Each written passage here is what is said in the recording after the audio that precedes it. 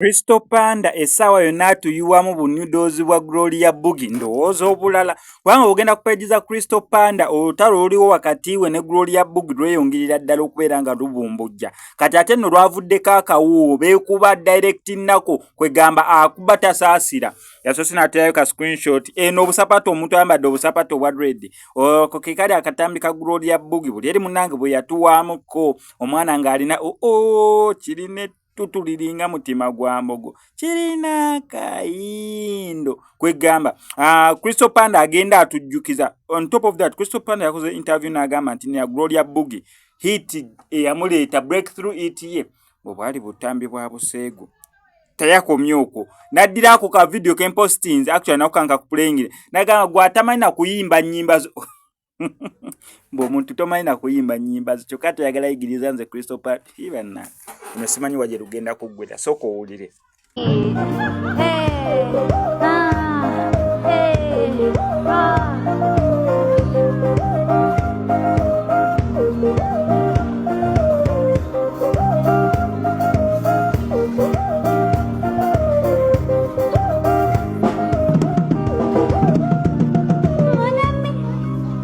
Okay, let's go almost. Mon ami, kwata kuzi tunjage banza. Can we go slower?